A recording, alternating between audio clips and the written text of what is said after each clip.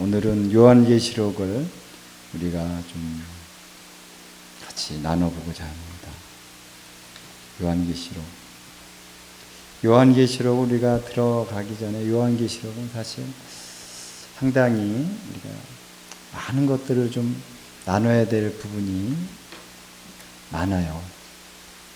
요한계시록 자체가 분량도 많지만 또 굉장히 우리가 이제 예언서이면서 어쨌든 우리 이 성경에서 어떻게 보면은 계시의 최고봉이라고 할 수 있는 것이 요한계시록입니다. 그렇죠?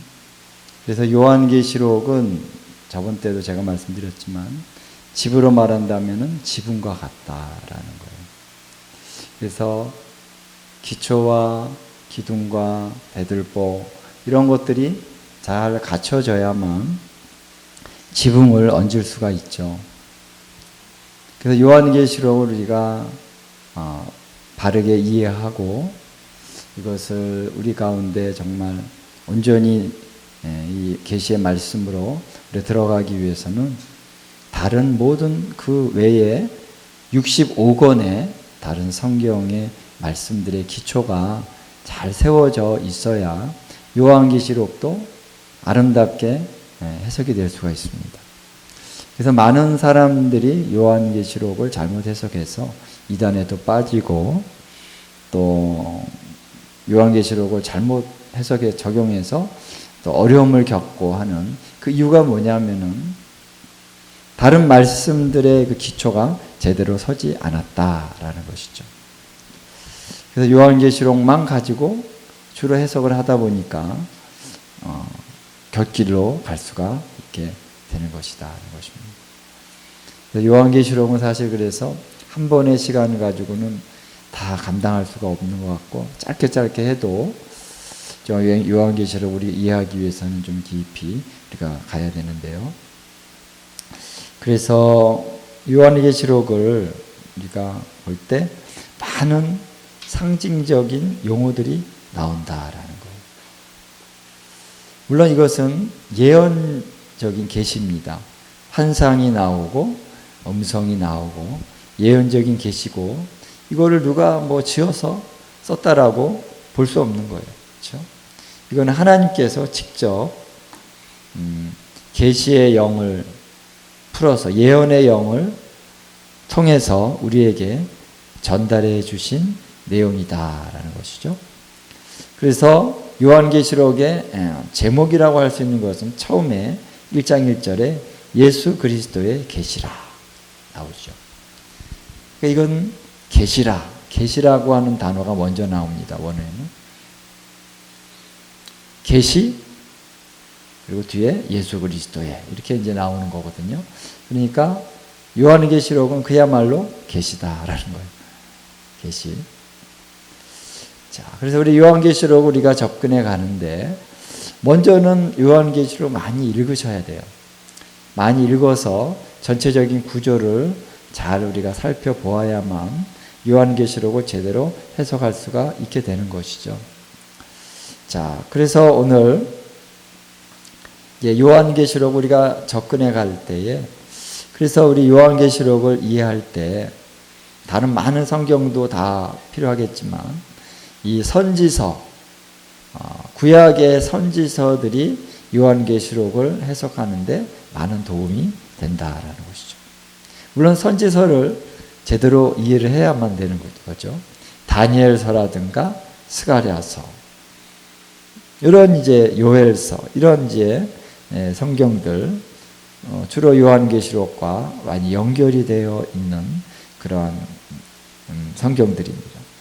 그래서 특히 다니엘서 같은 경우는 굉장히 비슷한 내용들도 많이 있어요.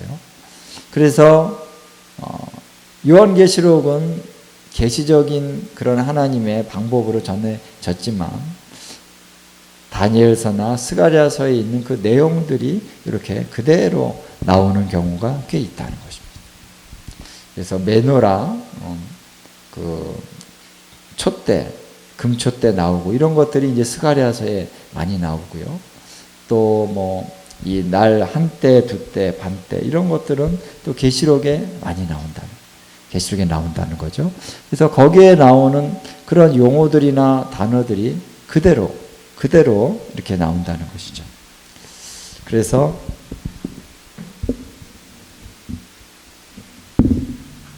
그러한 부분들을 이렇게 보면서 다른 성경의 내용과 이렇게 연결하게 되면 요한계시록이 어떻게 해요? 열린다라는 거예요. 할렐루야. 저도 요한계시록 참 너무 중요하고 이 마지막 때에 대해서 요한계시록을 전해야 되겠는데 제가 이 전하려니까 모르는 부분이 너무 많고 어떻게 이렇게 깨달은 부분도 있지만 또 어떤 부분은 모르고 이러니까 요한계시록을 통째로 전하기가 참 어렵더라고요. 다른 책도 보고 그랬지만 정말 전체적으로 이제 흐름이 어느 정도 이렇게 들어와야만 또 강의를 할 수 있는데 그런데 이제 어느 날 주님이 계속 마지막 때를 이렇게 연구하다 보니까 다른 성경과 요한계시록을 이렇게 연결해 볼 때 열리더라라는 거. 그래서 요한계시록도 이해가 되고 요한계시록을 잘 이해하니까 그쪽의 성경도 또 잘 이해가 되고 이게 착착 맞는 것들을 많이 경험을 하면서 좀 더 수월하게 해석이 많이 되었습니다. 자, 그래서 오늘 우리는 이제 지난 시간에 마태복음 24, 25장을 했을 때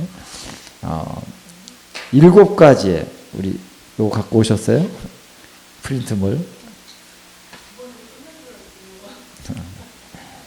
7가지의 그 내용을 요약해서 얘기를 했습니다. 나중에 좀 책이 나오면은 책을 좀 보면서 하면 좋아요. 그래서 7가지의 어떤 순서가 쫙 있다는 거죠. 그래서 재난의 시작, 진통의 시작이라고 하는 그것으로부터 시작해서 그 다음에 큰 환란 일어나고요. 그리고 환란 후에 천체들의 어떤 천체의 징조들 또 인자가 하늘에서 나타나시는 징조 모든 족속이 통곡하는 이러한 이제 얘기들과 또 휴거 사건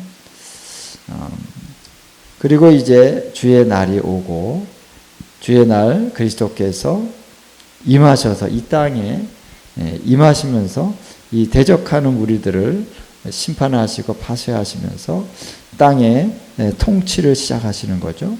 그리고 최종적으로는 모든 민족을 모아서 이제 마지막 최후의 심판, 영원한 심판을 하신다. 그리고 나서 새 하늘과 새 땅으로 들어가는 이런 여정 안에서 마태복음에 이런 내용들이 나온다는 거죠.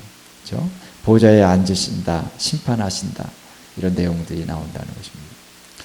새 하늘과 새 땅은 이제 마태복음은 안 나오지만은 거기에 뭐 일부 나오긴 합니다. 킹덤 하나님의 나라에 들어간다 그러니까. 근데 이제 요한계시록을 보면은 이러한 순서가 요한계시록에 그대로 적용이 된다라는 거예요. 그대로 적용이 되고 그것이 이제 더 자세하게, 더 깊이 있게 요한계시록은 계시해주고 있다라는 것입니다. 이런 순서를 따라서 쭉 보니까 요한계시록이 그러한 순서대로 이렇게 진행되고 있다라는 것을 알게 되고 그게 보이더라라는 것입니다. 자, 그래서 제가 이제 요한계시록을 우리가 볼 때 어떻게 요한계시록 전체의 구조를 이해할 것인가라고 하는 것이 중요해요. 요한계시록은.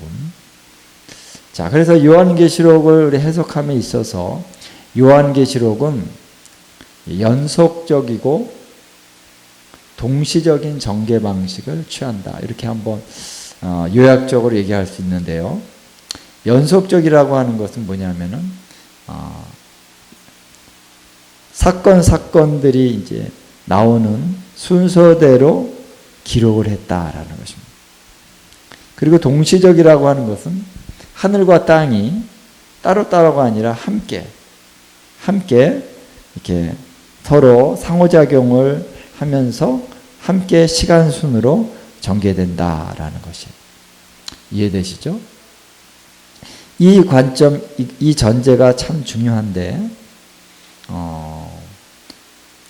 많은 사람들이 요한계시록을 해석을 할 때 이 순서를 여기 갔다 저기 갔다 여기 갔다 저기 갔다 이렇게 하기 때문에 거기에서 혼란이 많이 오는데, 물론 그럴 수밖에 없는 점도 있어요. 왜냐하면 요한계시록 자체에서 모든 것이 다 똑같이 순서대로 가는 게 아니기 때문에 그것도 이해할 수 있는 부분입니다만, 그러나 우리가 요한계시록을 잘 보면서 전체적인 흐름, 주 스트림은 이렇게 순서대로 쫙 간다는 것입니다.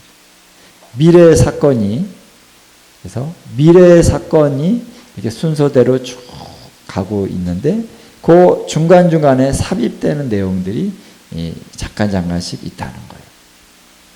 그래서 그러한 부분에 대한 이해를 우리가 전체적으로 하면서 여기는 삽입 부분이고 여기는 이제 전체적으로 흘러가는 주 스트림, 본류, 주 스트림이 흘러가는 그런 순서를 따라가는 내용이고, 그렇게 이제 우리가 자세히 살펴보면은 그것이 나온다라는 거예요. 그래서 좀 요한계시록을 좀 많이 읽으셨습니까? 예. 계속 읽고 계시죠? 예. 그래서 요한계시록을 우리가 내용을 한번 보면요. 자, 1장 1절부터 8절은 하나의 도입 부분입니다. 이제 요한이 이제 어떠한 경로에서 이제 처음 할 때 뭐 주제가 뭐고 이런 부분들을 이제 딱 받아서 선포하는 것입니다. 그리고 뭐 편지 형식으로 축복도 하고, 그래서 요한계시록은 성부, 성자, 성령의 은혜와 평강이 있을지어다 할 때 성부, 성자, 성령을 다르게 얘기해요. 성부 하나님을 전능하시니 어제도 계시고 이제도 계시고 장차 이렇게 이분의 축복이 있기를 원한다. 두 번째, 예수님은 충성된 증인이다 라고 이제 얘기를 하고, 성령님은 일곱 영, 하나님의 보좌 앞에 계신 일곱 영이 축복을 한다. 이게 한국 성경에는 이게 분명치가 않은데 이 원어를 보거나 영어 성경 보면 분명합니다. 그래서 이 삼위의 하나님의 은혜와 축복을 이렇게 비는 그런 내용도 나오고 있다는 것입니다.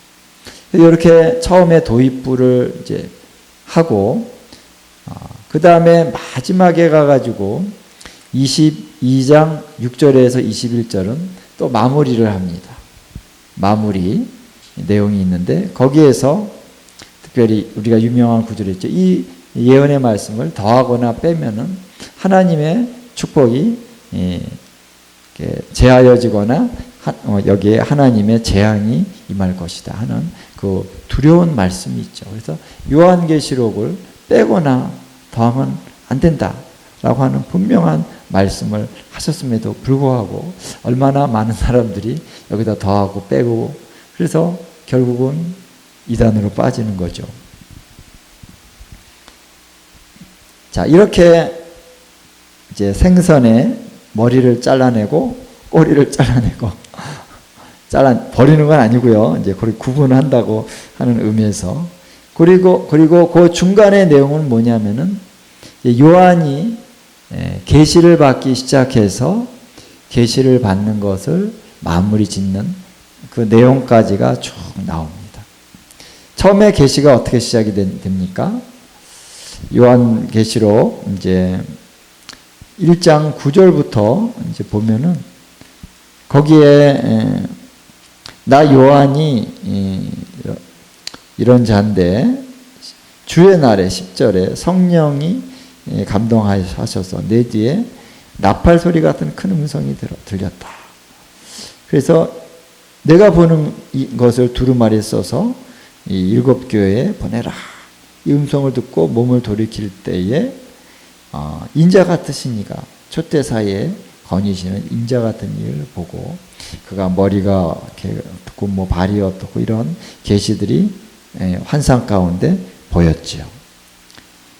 그래서 그로부터 이제 이 계시가 시작되는 장면이 나오죠. 그리고 7교회에 대한 말씀이 2장 3장에 쭉 나오고 있습니다. 전 요한계시록을 어떤 분은 이게 한 번에 쓰여진 게 아니라 좀 나중에 끊어졌다가 또 나중에 이렇게 이제 썼다고 이제 볼 수도 있고요. 뭐 그럴 수도 있고 아니면 그냥 한 자리에서 다 주신 거라고 볼 수도 있는데 어쨌든 모든 것들이 연결이 됩니다. 그래서 3장까지 한 다음에 4장이 2일 후에 내가 보니 하늘에 열린 문이 있는데 그래서 이것을 이제 끊어졌다가 며칠 후에 나중에 뭐 4장이 시작됐다 이렇게 얘기하는 분도 있지만 여기 보면은 처음에 내게 말하던 나팔 소리 같은 그 음성이 이르되 이렇게 나오기 때문에 처음에 내게 말하던 나팔 소리가 다시 들렸다는 거죠. 4장 1절에. 그러니까 이거는 며칠 전이 아니고 뭐 몇 달 전 이런 식의 전에라고 하는 표현이 아니라 처음 말했던. 그럼 보면은 이렇게 뉘앙스가 그냥 이 한 자리에서 그냥 쭉 이어졌다라고 하는 느낌을 더 많이 받는다라는 것입니다. 이거는 꼭 뭐 규명되어야 될 필요는 없지만 그래서 그 음성이 다시 말하는데 이리로 올라오라. 그러면서 이후에 마땅히 일어날 일들을 내가 내게 보이리라. 뭐라고 얘기했습니까? 이후에 마땅히 일어날 일들 혹은 반드시 일어날 일들을 내가 내게 보이리라. 그래서 여기서부터 미래적인 얘기가 나온다는 거예요. 자, 1장 19절 20절을 보면 이제 세 가지가 나오죠. 내가 본 것과 지금 있는 일과 장차 될 일을 기록하라. 이 세 가지가 있다는 거예요. 그렇죠? 그래서 내가 본 거 이제 처음에 그 환상 가운데 그분을 봤죠. 이거는 과거 본 거. 그다음에 지금 있는 일. 이거는 이제 7 교회에 대한 얘기입니다. 2장 3장이죠. 그다음에 4장부터는 장차 될 일. 이거를 이제 보여준다는 거예요. 근데 분량이 장차 될 일이 굉장히 더 훨씬 많죠. 그래서 이렇게 분류가 된다라는 것입니다. 자, 그래서 이제 장차 될 일에 대한 이 내용만 우리가 좀 더 집중해서 얘기를 한다면 바로 요한계시록이 연속적이고 동시적인 전개 방식을 갖는다는 것은 바로 특별히 장차 될 일을 기록한 내용이라는 거예요. 그래서 이 내용은 요한이 이제 보고 들은 것을 그대로 받아 적는 그러한 상황 속에서 쭉 전개되는 거죠. 그래서 요한을 계시의 수령자다 이렇게 말할 수 있습니다. 계시의 전달자는 천사들이, 계시의 수령자는 요한이다. 그래서 요한이 천사로부터 이 계시를 받고 있다라는 것입니다. 그래서 우리가 뭐 기도실 같은 곳일 수도 있고요. 이제 밖에 나가서 뭐 좋은 날씨에는 밖에 그늘에서 이 계시를 받을 수도 있었고, 근데 이렇게 써야 되니까 아마 요한이 반모섬에서도 이렇게 기도하는, 예배하거나 기도하는 장소가 있었다고 봐요. 그래서 거기에 이제 두루마리가 이제 우리처럼 이렇게 조그만 메모지에다가 쓸 수 있는 게 아니잖아요. 그때는 두루마리를 딱 준비해 놓고 여기다가 뭐 붓이라든가 이런 걸로 크게 글씨를 쓰는 건데, 이거를 이제 받아 적을 수 있는 그런 공간이었다라는 것이죠. 그래서 요한이 이것을 이제 받아 적는데, 이 요한계시록을 쭉 보면은 순서대로 쭉 받아 적었다라고 볼 수밖에 없는 그런 이제 증거들이 많이 있습니다. 그러니까 4장부터 마지막 22장까지 그냥 요한이 말씀하신 대로 계속 받아 적었다라고 저는 이제 봐요. 중간에 뭐 끊기지 않았다고 보는데, 뭐 모세도 하나님 앞에 계시를 받을 때 40일을 그가 시내산에 올라가서 40일을 기다리다가 마지막에 하나님께 계시를 받을 때 하나님이 뭐 이렇게 뭐 율법에 대해서 말씀하시면은 그거를 뭐 조금 있다가 나중에 받고 그런 게 아니잖아요. 한 번에 쭉 하는데 그 체력적으로 어떻게 그걸 견뎠을까? 하나님의 초자연적인 능력이겠죠. 예, 할렐루야. 요한도 여기 보니까 이 계시를 받을 때 이리로 올라오라. 자, 근데 이리로 올라오라 그럴 때 이리로가 어디로를 얘기할까요? 자, 여기서 이제 많은 분들이 이리로 올라오라 그랬는데 내가 보니 뭐라 그랬어요? 보좌에 앉으신 이가 있는데 하늘에 보좌를 베풀었고, 그러니까 이리로 올라오라는 말은 하늘로 올라갔다 이렇게 이제 얘기하는 분들이 있습니다만, 그런데 이제 요한이 보면은 하늘로 그가 완전히 올라가 버린 것이 아닌 여러 가지 증거들이 요한계시록에 있어요. 아주 이 지상에서 계시를 받는 자로서 그가 보고 들은 거는 천상의 엄청난 놀라운 영광스러운 계시들을 받았지만, 그가 어떤 그 계시를 받는 것은 이 땅에서 받는 것이죠. 그래서 천사가 방문을 해서 계시를 주고 있는 것입니다. 그렇죠? 그래서 이리로 올라오라 한다 그래가지고 이 올라오는 게 이 요한이 천상에 올라간 거라고 보기에 그렇지 않은 내용들이 많이 있다. 그래서 이리로 올라오라고 하는 것은 계시를 주는 그 나팔 소리 같은 그 음성이 있는 그것이 하늘일 수도 있어요. 그분이 올라오라라고 했을 때 이 계시의 그 영역 안으로 들어가는 거죠. 그래서 예언이라고 하는 것은 우리가 삐리삐리 받아가지고 이렇게 하는 차원도 있지만 마음에 감동을 주셔서 하나님의 음성을 듣고 이제 전하고 이런 수준이 있지만은 이렇게 하나님께서 이 성경을 쓸 때와 같은 계시적인 차원의 이런 음성을 주실 때는요, 이 차원이 더 높은 차원의 계시적인 영역으로 끌어올려져서 거기서 계시를 받게 하실 수 있다는 거죠. 에스겔이 그랬고요. 그래서 에스겔이 처음에 보면 에스겔서를 보면은 그가 하나님께 막 그 성령이 그를 딱 채가지고 어느 영역에 옮겨서 계시를 받고 나서 그 다음날 7일 동안 알아 누워 있었다. 그런 말씀이 있어요.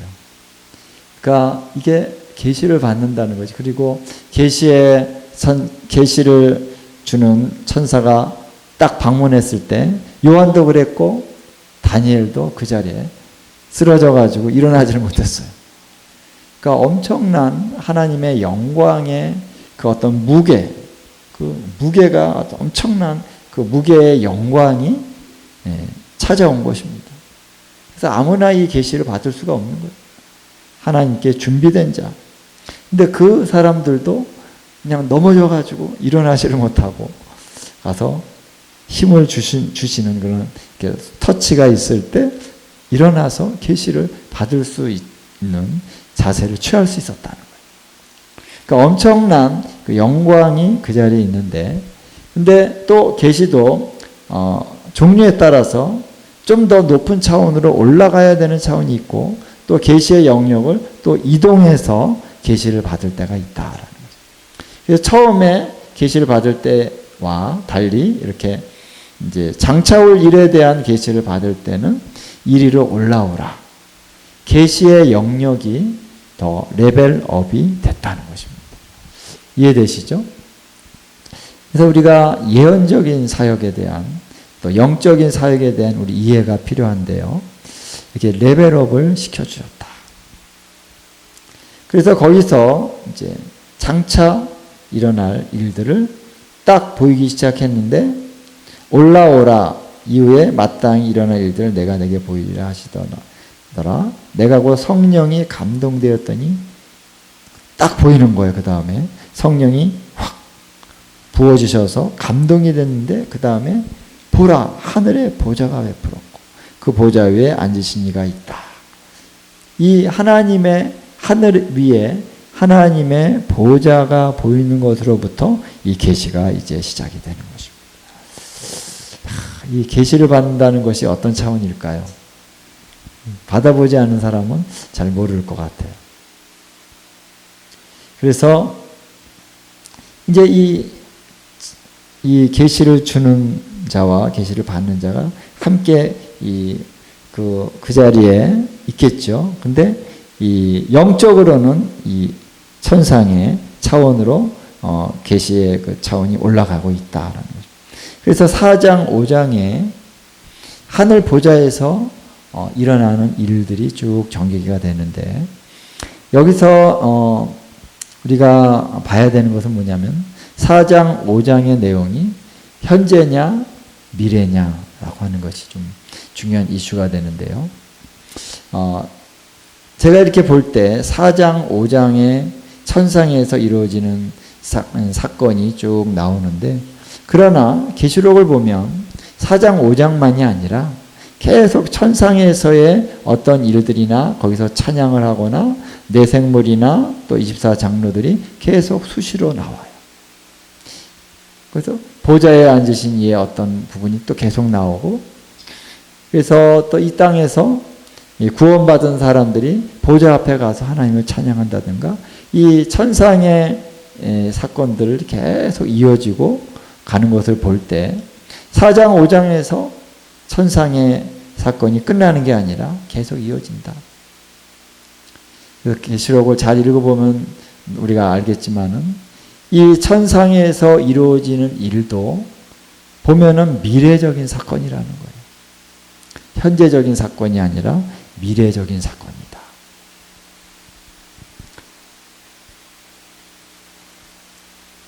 그러니까 장차 이제 14만 4천 명의 어떤 순결한 자들이 어린 양이 시온산에 섰고 그들이 시온산 앞에 있어. 어느 시온산입니까? 하늘에 있는 시온산이죠. 그렇죠? 거기에서 24장도 나오고 내생물들 앞에서 검은 고를 하면서 새 노래를 부른다. 어디서 하는 겁니까? 하늘에서 하는 거죠. 근데 언제 하는 것입니까? 장차 미래에 되어질 일들을 보여주고 있는 것이다. 이해가 되시죠? 예.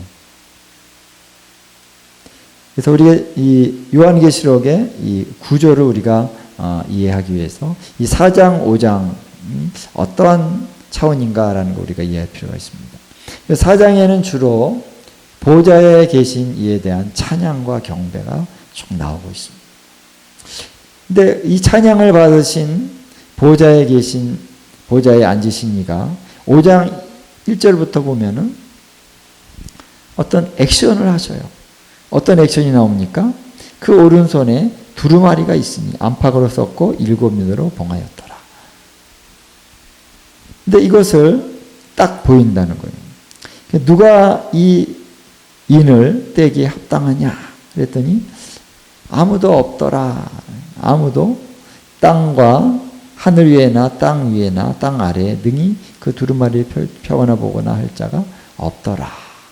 그러면서 이제 요한이 4절 5절에 울어요. 여기 한번 읽어보실래요? 우리 4절 5절.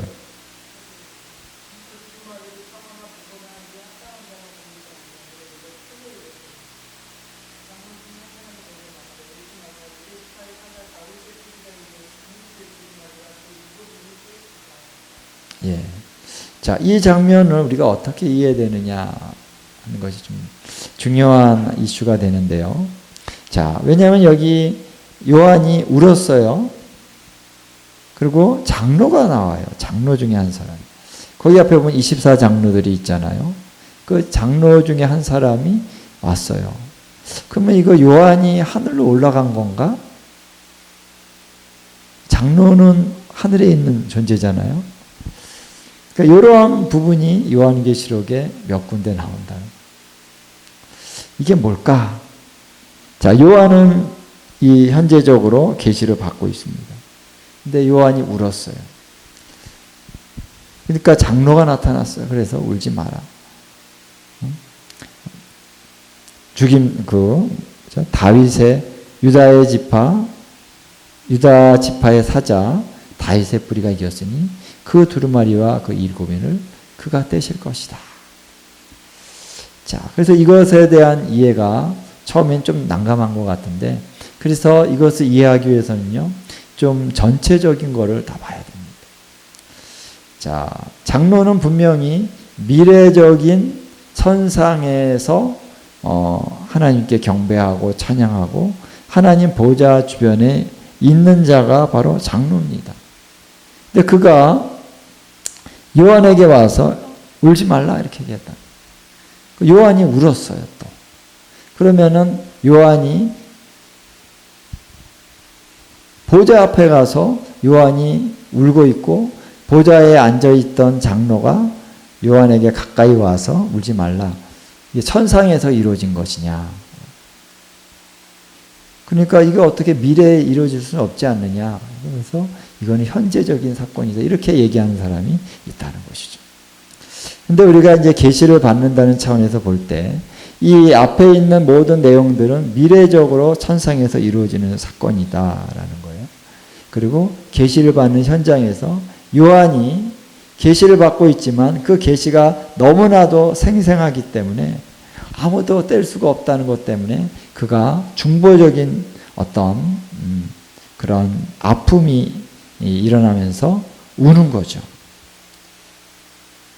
영적인 그런 감동이 오면서 웁니다.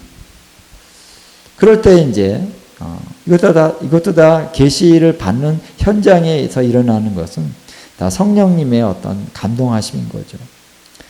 그때 이제 미래에 있어야 되는 그 장로가 왔단 말이에요. 이게 뭘까? 현재적으로 그러면 온 건가? 이제 성경에 보니까 요한계시록에 이러한 일들이 또 몇 번 더 있다라는 거예요. 그래서 어디를 보냐면요, 뭐 여러 군데가 있지만은 요한계시록 17장 1절을 한번 보겠습니다. 요한계시록 17장 1절 보면은 또 일곱 대접을 가진 일곱 천사 중 하나가 와서 내게 말하여 이르되 이리로 오라. 많은 물 위에 있는 큰 음녀가 받을 심판을 내게 보이리라. 자, 여기 보면은 일곱 대접을 가지고 이제 그 재앙을 내렸던 그 내용은 16장에 나오고 있습니다. 일곱 천사들이 다 대접을 부을 때 어떤 심판이 일어났죠. 16장에 딱 끝났어요. 끝났는데 그 중에 한 천사가 요한에게 와서 이렇게 얘기하는 거예요. 이리로 와라. 내가 많은 물 위에 있는 이 큰 음녀가 받을 심판을 내게 보이리라.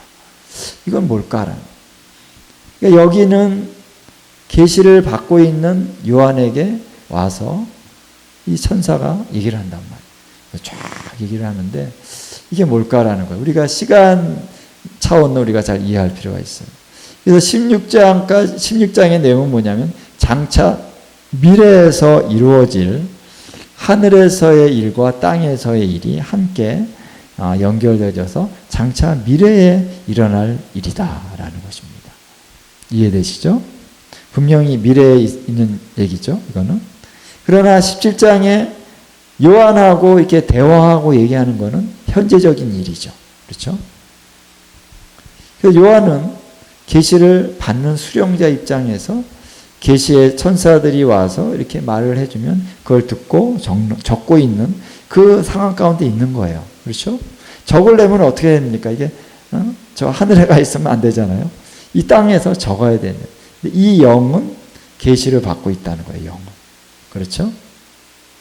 손이 막 저절로 움직이고 이런 게 아니라 계시를 받을 때 손이 내가 적는 겁니다. 성령님이 잡아주실 수도 있겠지만, 그래서 여기도 보면은 장차 하늘과 땅의 어떤 역사에 있어서 핵심적인 일을 했던 7 대접을 가진 7 천사 중 하나가 요한에게 현재적으로 어떻게 해요? 찾아왔다는 거예요. 그렇죠? 아까 장로도 마찬가지고 7 천사도 마찬가지입니다. 22장에도 보면은 똑같은 것이 나오는데요. 21장 9절 보면은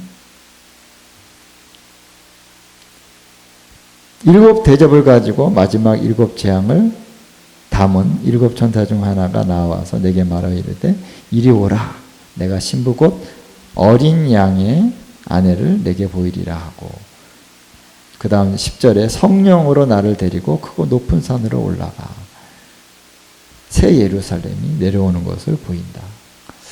자, 여기도 보면은 똑같은 그런 상황이 펼쳐지고 있습니다. 그래서 7 대접을 부었던 그 천사가 요한에게 찾아와서 내가 이리로 와라. 내가 보여줄게.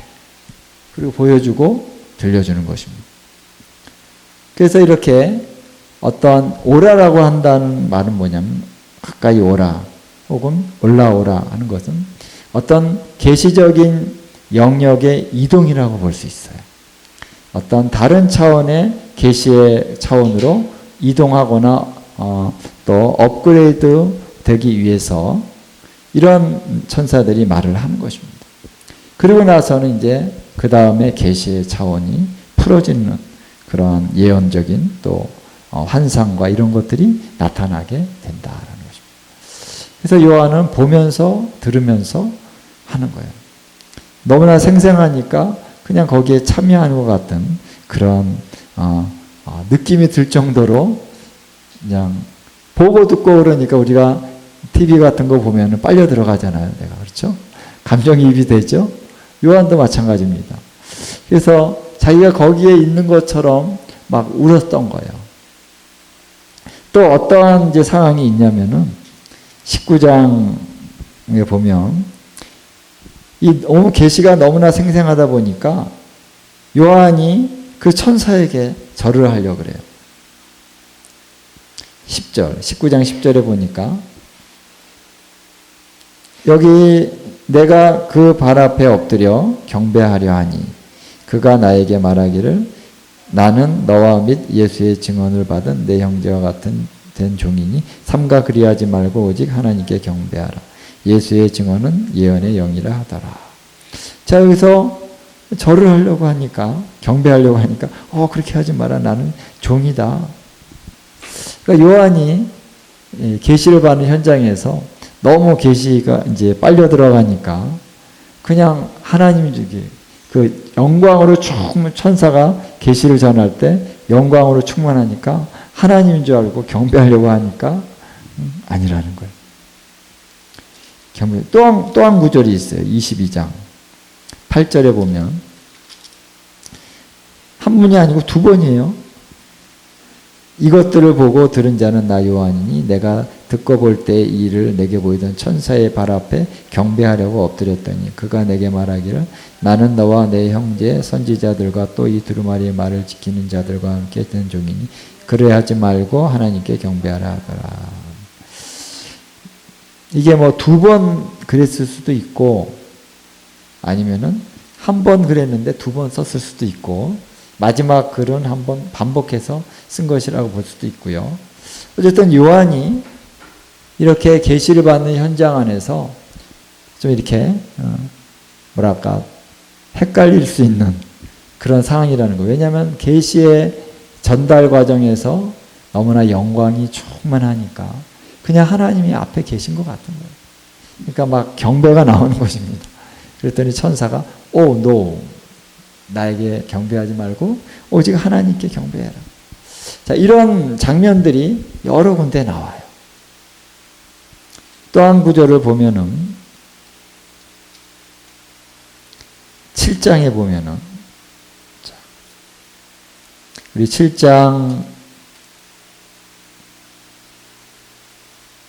9절부터 보면은 이후에 내가 보니 각 나라와 족속과 백성과 방언에게 아무도 능히 셀 수 없는 큰 무리가 나와 흰옷을 입고 손에 종려가지를 들고 보좌 앞과 어린 양 앞에 서서 구원하심이 보좌에 앉으신 우리 하나님과 어린 양께 있도다. 할렐루야. 많이 찬양하는 거죠. 이게 어떤 현장이 어디냐면은 보좌 앞에. 그렇죠? 이들은 누구냐? 이제 그래서 이때 장로가 또 요한에게 말을 해요.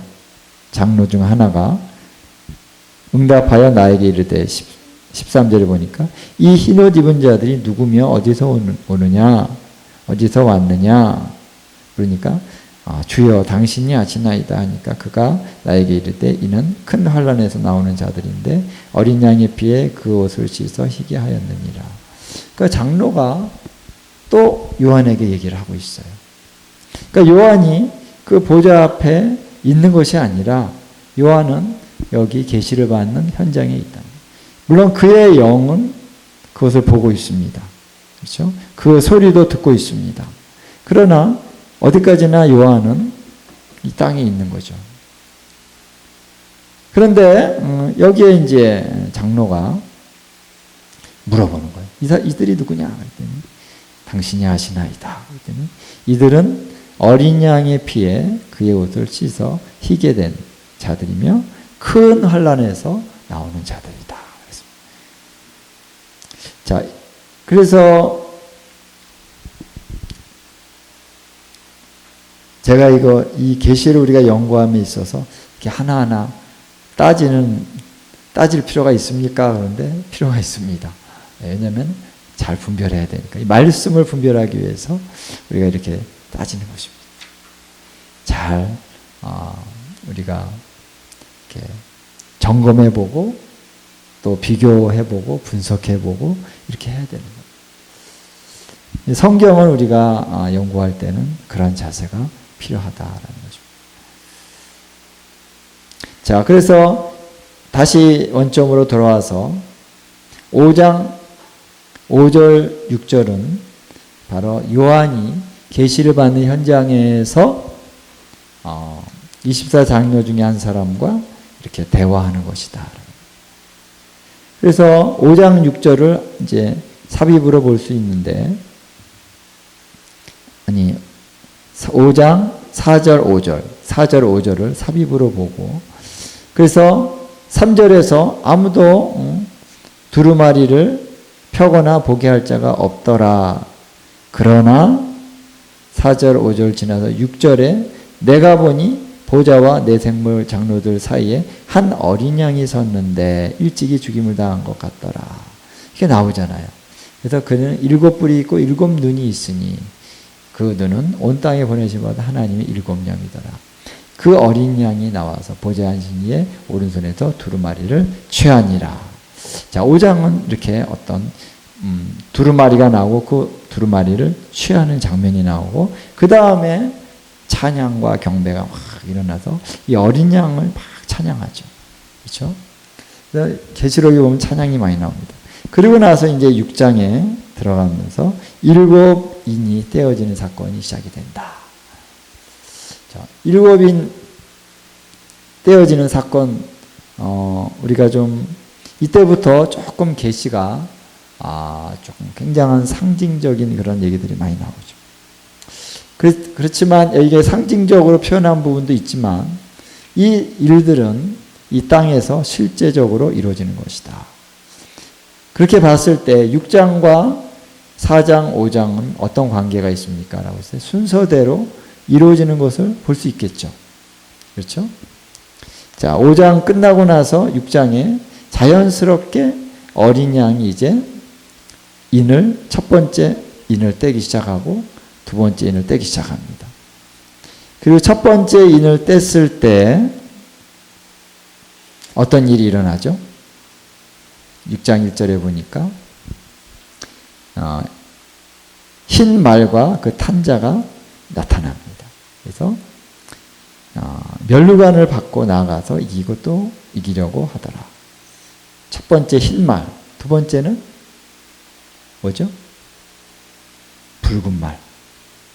세 번째는 검은 말. 네 번째 말은 뭐죠? 청황색 말. 청황색이 뭐냐면요, 녹색입니다. 녹색. 그래서 이제 헬라어로 보면은 녹색으로 나와요. 근데 우리 한국 성경에는 청황색이라 그랬을까? 청과 황을 합치면 녹색이 되죠. 근데 원어를 보면 그냥 녹색으로 나와요. 그리고 이제 영어로 보면 그린 이렇게 나와요. 녹색 그러면 아주 단순할 텐데 왜 청황색이라 그랬을까? 좀 멋있긴 하지만.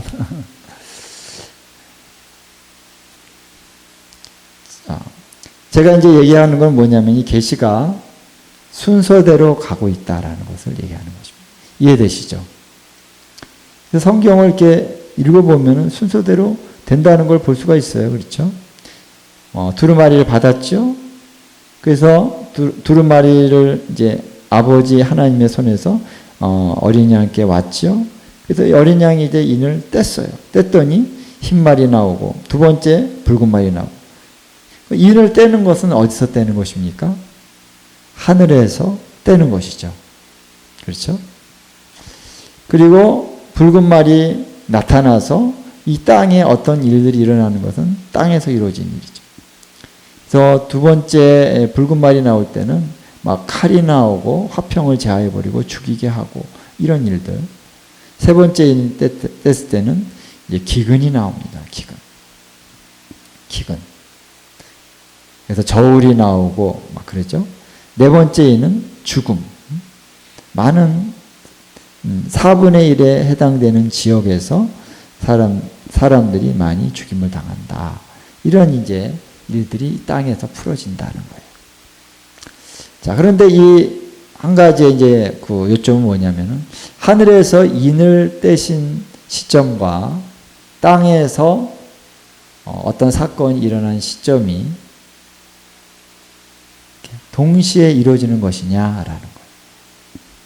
그래서 아까 얘기한 것처럼 어떤 분이 이제 요한이 이 울었던 사건으로 보면 이 4장 5장에 이 천상에서 일어나는 것은 현재적인 일이다. 이렇게 얘기하는 분들이 있다는 거예요. 그러면은 이제 인을 떼는 것도 현재적으로 지금 뗐는데 이 땅에서 일어나는 것은 미래적인 사건이다. 이렇게 얘기를 하는 분들이 있다는 거죠. 그런데 아까 제가 계속 얘기한 것처럼 요한은 현재적으로 계시를 받는 현장에 있고 이 보좌에서 일어나는 모든 하늘에서 일어나는 일도 미래적인 사건이요. 그로 인해서 이 땅에 일어나는 모든 사건도 미래적인 사건이다. 그리고 그것이 동시적으로 연결되어져 있다는 것입니다. 땅과 하늘이 함께 움직이는 거예요.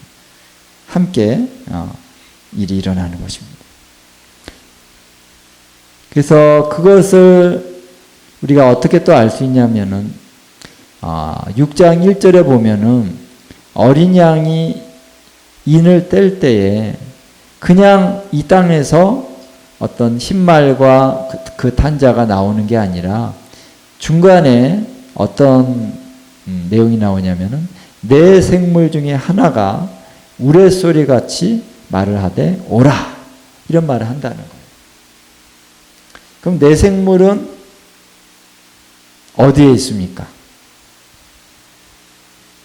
땅에 있어요? 하늘에 있어요? 네 생물. 하늘에 있죠. 네 생물이 하늘에서 오라 이렇게 외친다는 거예요. 뭐 두 번째도 그렇고 다 그래요. 두 번째 인을 떼실 때 또 둘째 생물이 말하되 오라. 세 번째도 오라. 이 네 생물이 하늘에서 말을 하고 이 땅에서 일이 일어난다는 거예요. 그러니까 인을 떼는 것과 땅의 일이 분리된 것이 아니라 인을 떼고 내 생물이 오라고 말하고 이것이 땅에서 각각의 네 종류의 말과 그 탄자들이 어떤 움직임을 통해서 이 땅에 어떤 네 가지의 어떤 것들이 풀어진다라는 것. 그래서 이것들이 연결되어져서 쭉 가게 된다. 그래서 뭐 5번째, 6번째도 여러 가지가 있는데 그런 것들이 보면 다 순서대로 이렇게 진행이 되고 있다라는 것을 알 수가 있는데 5번째, 6번째는 나중에 하고 나중에 이제 또 기회가 되면 하고요. 7번째 인까지가 7번째 인이 8장 1절에 나와요. 그리고 7장에서는 이제 2가지 큰 사건이 나온다라는 것. 좀 어려우시죠? 괜찮아요? 따라오십니까? 예. 너무 딱딱하고 너무 이렇게 논리적으로만 하는 것이 좀 어려울 수 있는데, 근데 우리 요한계시록을 풀려면은 이런 것들이 다 중요한 거예요. 이런 것들이 다 사실은 이슈가 많이 되고 있는 내용이에요. 그래서 7 인에 대해서 또 이러한 얘기들이 있어요. 그래서 아까 얘기했던 것과 이제 연결되어져서 7 인은 현재적으로 7 인이 떼어진 것이고 7 인의 그 모든 내용은 이제 이 마지막 때에 대한 처음부터 끝까지의 내용을 다 첫 번째부터 6째, 7째까지 다 얘기를 한 것이다. 그리고 7 나팔부터는 또다시 새롭게 이제 처음부터 7 나팔이 첫째 나팔이 불어질 때부터 또 마지막 때의 어떤 계시가 이제 시작되는 거라고 이렇게 얘기하는 분들이 있어요. 자, 그런데 이제 제가 아무리 봐도 이거는 그렇게 보면은 안 되는 이유들이 많이 있는데 그렇게 보시더라고요. 자,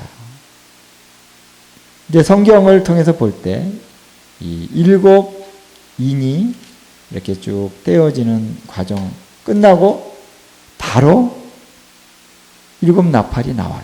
8장을 한번 보겠습니다. 8장 1절. 이제 한번 같이 읽어볼까요? 시작. 7째 인을 떼실 때에 하늘이 반시간쯤 고요하더니 내가 봄에 하나님 앞에 7 천사가 서 있어 7 나팔을 받았더라.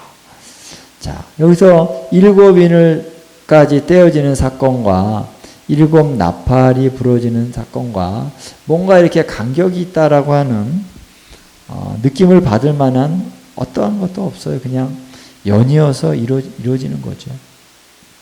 그렇죠? 그래서 7 나팔을 받았어요. 물론 7 나팔을 받았지만 또 하늘에서 이렇게 향이 올라가고 이런 것 한 다음에 6절부터 이제 준비를 하고 7절부터 첫째 천사가 나팔을 불면서 이렇게 쭉 갑니다. 그래서 8장까지 이제 4개의 나팔이 불어지고 9장에서 5째, 6째 나팔이 불어집니다. 또 7째 나팔은 또 한참 뒤에 11장에서 나와요. 그 사이에 어떤 내용들이 나오고 있는 부분이 있다.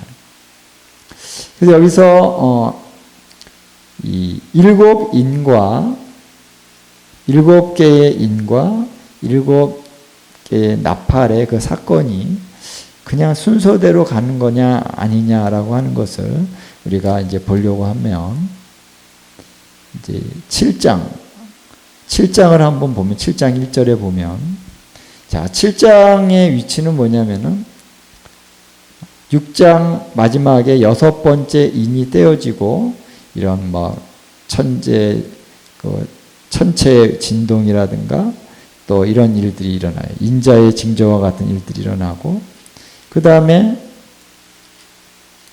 8장 1절에 일곱째 인이 떼어지는 그 사이에 일어나는 일이죠. 근데 여기 보면은 7장 1절을 7장 1절부터 3절까지 한번 함께 읽겠습니다.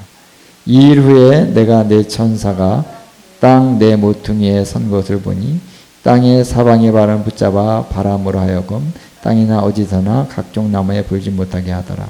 또 봄에 다른 천사가 살아계신 하나님의 인을 가지고 해둔 데로부터 올라와서 땅과 바다에 해롭게 할 권세를 받은 내 천사를 향하여 큰 소리를 외치되 이르되 우리가 우리 하나님의 종들의 이마에 인치기까지 땅이나 바다나 나무들을 해하지 말라 하더라.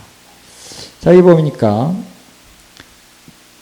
이제 내 천사들이 뭔가 이렇게 땅 모퉁이에 서서 바람을 붙잡아서 뭔가 이렇게 해하려고 하는 그 움직임 가운데 있다는 거죠. 근데 어느 한 천사가 와서 하나님의 종들에게 인치기까지는 땅이나 바다나 나무들을 해하지 말라 이렇게 얘기를 한다는 거예요. 그럼 땅이나 바다나 나무를 해야 한다는 것이 어떤 것일까라고 했을 때 8장에 보니까 첫 번째부터 네 번째의 나팔이 부러질 때 그 재앙의 내용을 보니까 바로 그거예요. 땅이나 바다나 나무들 이런 것들이 이렇게 3분의 1씩 이렇게 재앙을 만나고 이렇게 불타버리고 바다가 오염되고 이런 일들이 일어나는 내용이라는 거죠.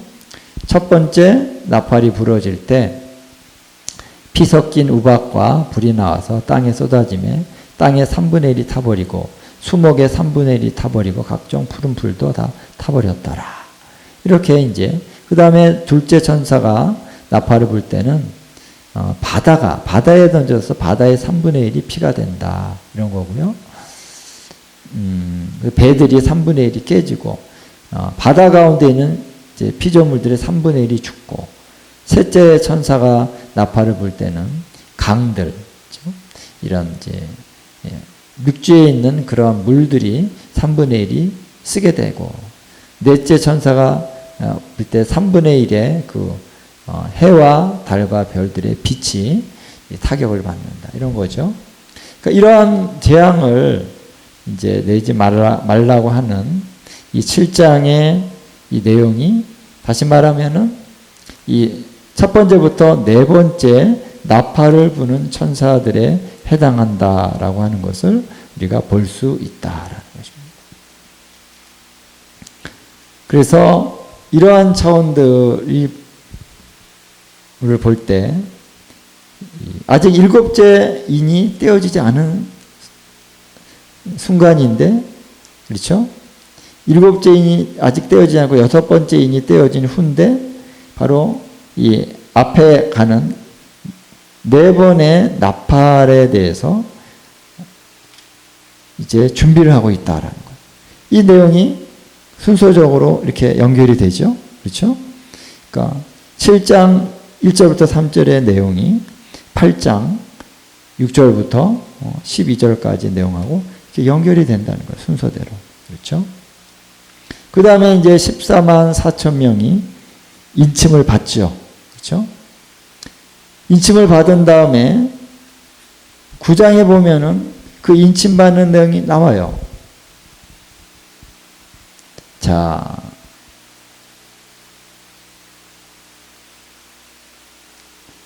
그래서 어디 나오냐면은 4절에 9장 4절에 보면 이제 다섯 번째 천사가 나팔을 불 때 그 재앙을 이제 펼치는 과정 안에서 자 함께 읽겠습니다. 9장 4절 시작.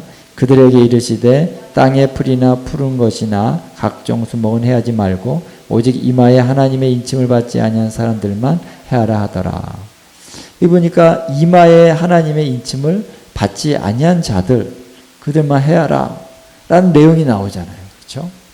그래서 인침을 받은 사건은 7장에 나오고 9장에서 그들은 해하지 말아라 순서대로 가고 있다는 것입니다. 이해되시죠? 예. 그래서 계시록에 보면 이런 내용들이 여러 군데에서 나오고 있어요. 그래서 오늘은 뭐 여기까지만 좀 얘기하고 좀 마무리를 할 건데, 자, 4장, 5장, 처음에 그 천상에 있는 얘기 이후에 뭐가 나와요? 일곱 인이 떼어질 때 있는 사건이 나오고, 그 후에 8장, 9장에서 일곱 나팔이 부러지는 사건이 나온다. 그리고 더 나가서 16장에 가면은 일곱 대접의 심판이 나온다. 그래서 이러한 그 사건들이 어떻게 보면은 계시록의 전체 그런 흐름에서 뼈대를 이루고 있다라고 볼 수 있어요. 인과 나팔과 대접, 이것이 순차적으로 나온다라는 거예요. 이해되시죠?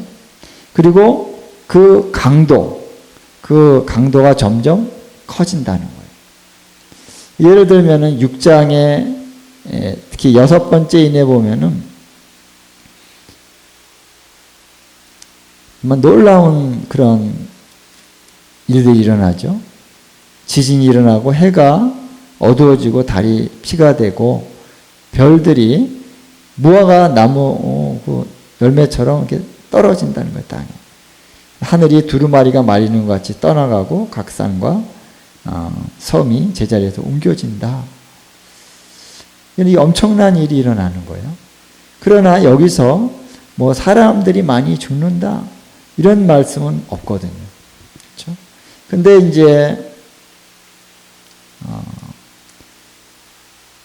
나팔로 들어가면은 8장, 9장에 보면은 5번째, 6번째 인이 나오는데 5번째 인에서는 사람들이 죽지는 않는데 엄청난 고통을 받는다 이렇게 나오죠.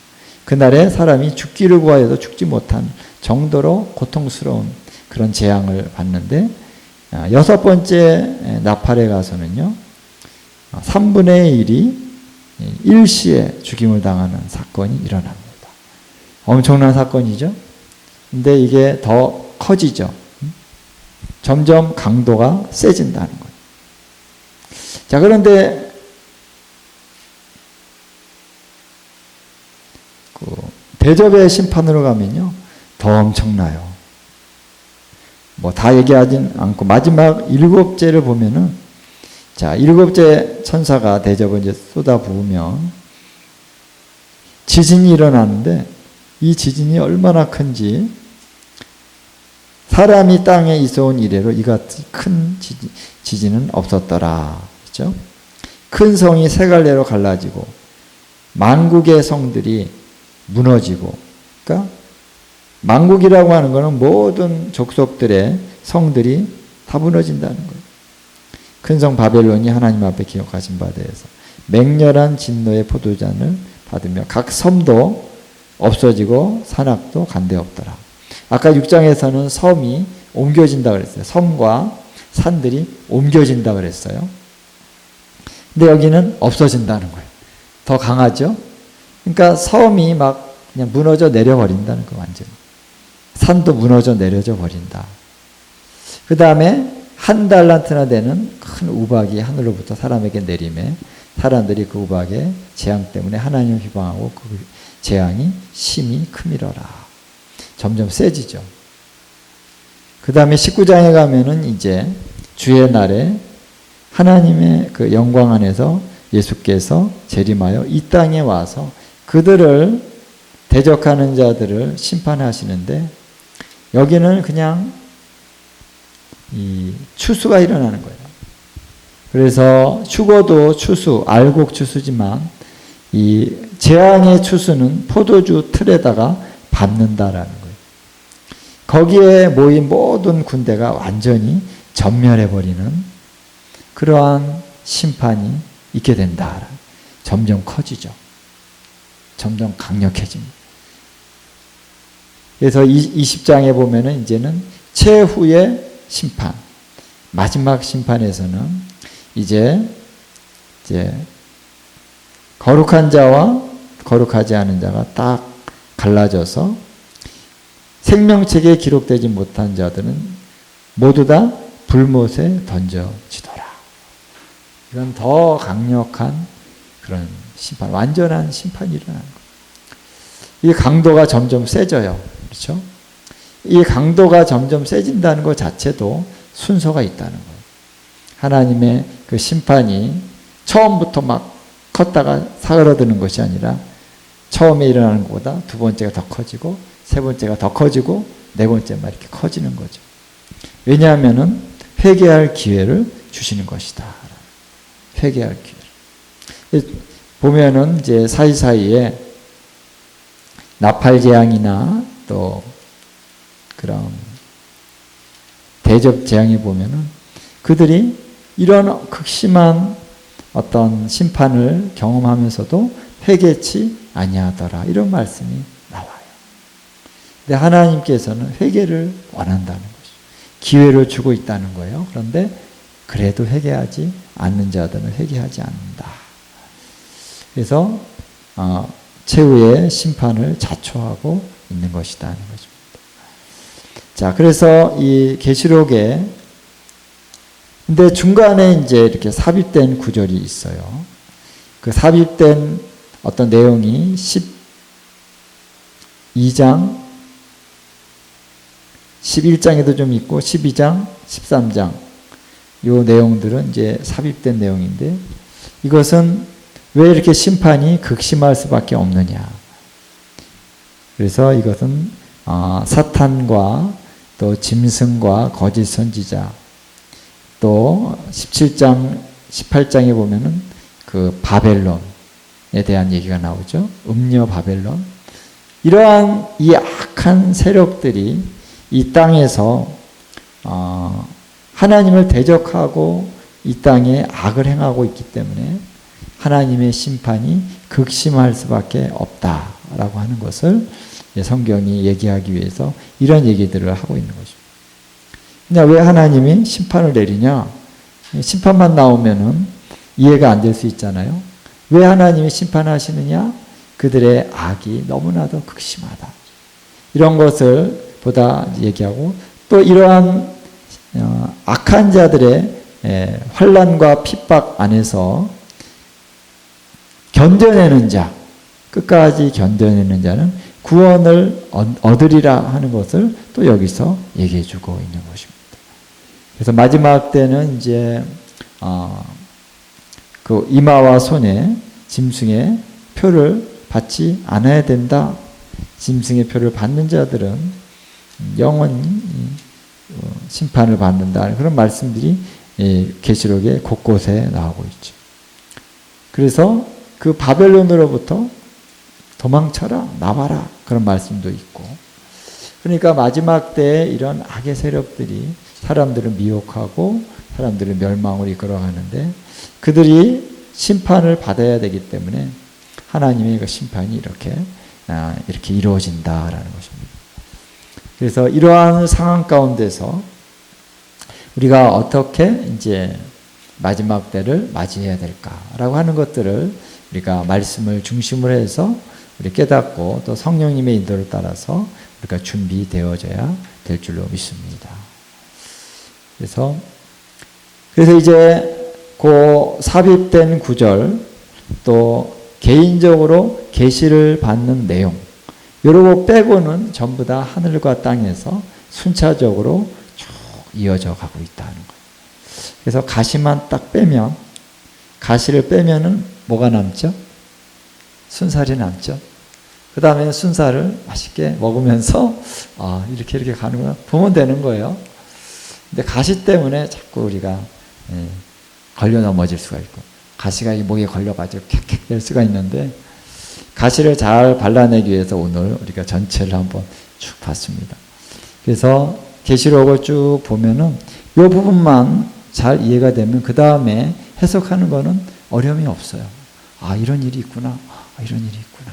이런 일이 있구나.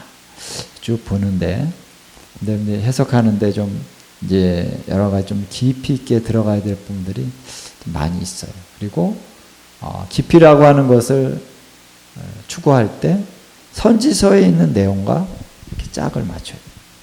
다니엘서에 있는 내용, 또 스가랴서에 있는 내용, 뭐 이사야, 예레미야, 이런 어떤 요엘서, 이런 이제 내용들과 연결해서 계시록을 이제 하나하나 풀어가면은 이 내용에 대해서 이해할 수 있게 될 수 있다는 것입니다. 근데 자세하게 설명을 하려면 시간이 많이 필요하더라고요. 그래서 제가 이 마지막 때를 이제 강의할 때 부담감이 뭐냐면 한번 딱 쌈박하게 한두 시간 딱 하면 막 이렇게 다 이해하시고 그러면 좋겠는데 시간이 많이 걸린다는 거예요. 그래서 제가 개략적인 걸 여러분들에게 얘기하는 것이고요. 나중에 책이 이제 나오면은 그 다음에 여러분이 책을 읽을 때 이해가 될 거예요. 깊이 있는 부분은 책을 참조하시면서 가는 걸로 하고, 또 물론 이제 계속 강의를 계속해 갈 수 있다면은 더 깊은 차원을 터치할 수가 있는 날이 오게 되리라고 믿습니다. 할렐루야. 예. 자, 함께 우리 좀 잠깐 통성으로 좀 기도하겠습니다. 하나님, 우리 요한계시록을 우리에게 열어주시옵소서. 마지막 때의 말씀들을 열어주십시오. 그래서 마지막 때 일어날 많은 사건들을 우리가 어떠한 태도와 어떤 마음으로 그것들을 이해하고 받아야 될지, 그리고 어떻게 준비해야 될지, 그리고 그 안에 역사하시는 하나님의 모든 역사가 얼마나 공의로우시며 또 그 안에 긍휼이 있으시며 그 안에 얼마나 하나님의 탁월한 그러한 킹덤의 권세가 있는지를 우리가 보게 해주시기를 원합니다. 통성 우리 함께 기도하도록 하겠습니다. 예, 할렐루야. 하나님 아버지 감사드립니다. 오늘 우리가 하나님 말씀을 우리가 나누면서 요한계시록의 그러한 전개 방식에 대해서 우리가 하나님 이해하고자 말씀을 나눴습니다. 예, 모든 아버지 과정들이 순차적으로 진행되어져 가는데 몇 군데 하나님 빼고는 주님 이 모든 것들이 전체적으로는 하나님 순서적으로 이어져 간다는 것을 우리가 알 수 있도록 주여 계시의 눈을 열어주시기를 원합니다. 그래서 요한계시록의 모든 내용들이 더 깊이 있게 이해가 되게 하시고 이 내용을 통해서 우리 하나님의 주권적인 역사하심 우리가 깨달을 수 있게 해주십시오. 하나님이 얼마나 탁월하게 이 모든 것들을 말씀하고 계신지를 알게 해주십시오. 이 마지막 때에 하나님 참으로 주를 경외하는 자들을 구원하실 것이며 주를 대적하는 자들에게 하나님의 심판이 임하는 이 모든 사건들이 하나님 반드시 이루어질 것을 우리가 알게 해주시옵시고 우리가 이제 준비되기를 원합니다. 우리가 하나님 영광에서 영광의 차원으로 우리가 들어가기 원합니다. 그래서 계시의 이해가 우리 가운데 이루어질 수 있도록 더 높은 영광으로 이리로 올라오라 하실 때 우리가 올라가서 하나님 더 높은 차원으로 우리가 깨닫고 이해하는 역사가 일어나기를 원합니다. 오 하나님 역사해 주시옵소서. 오 하나님 함께해 주시옵소서. 예 하나님 지혜와 계시의 영을 주시옵소서. 그래서 요한계시록을 온전히 깨닫게 하시고 마지막 때의 모든 말씀들을 깨닫게 하시고 말씀 위에 굳게 서서 우리가 계속적인 전진 또 전진이 있어질 수 있도록 우리를 이끌어 주시기를 간절히 기도합니다. 하나님 축복합니다. 예, 주님의 말씀을 사모하는 한 영혼 한 영혼을 주님이 얼마나 귀하게 여기시는지요. 주님 더 알고자 하는 열망을 주셨사오니 주님을 더 알게 해 주시옵소서. 하나님 요한계시록을 통해서 우리 하나님이 어떠하심을 우리가 더 알게 되기 원합니다. 하나님의 킹덤이 어떠함을 알게 해주시기 원합니다. 이 땅에 하나님 많은 대적자들의 그 정체를 우리가 알기를 원합니다. 그래서 하나님 이제 마지막 때를 어떻게 하나님 살아가면서 최종적인 승리자로서 주님 앞에 설 수 있게 될지를 우리가 온전히 깨닫고 알고 이제 이 말씀을 지켜 행하여서 마지막 하나님 최종 승리를 얻는 하나님의 백성들 될 수 있도록 주여 역사하여 주시옵소서. 주님 우리에게 지혜와 계시의 영을 더 부어 주십시오. 눈을 열어 주시옵소서. 또 하나님 더 충만한 성령의 역사하심 우리 가운데 있게 하셔서 이 말씀이 우리 안에서 깨달아지는 역사가 주님 일어날 수 있도록 역사해 주시기를 간절히 기도합니다. 오늘도 함께하신 우리 주님을 찬양드리며 예수님의 귀하신 이름으로 기도합니다. 아멘.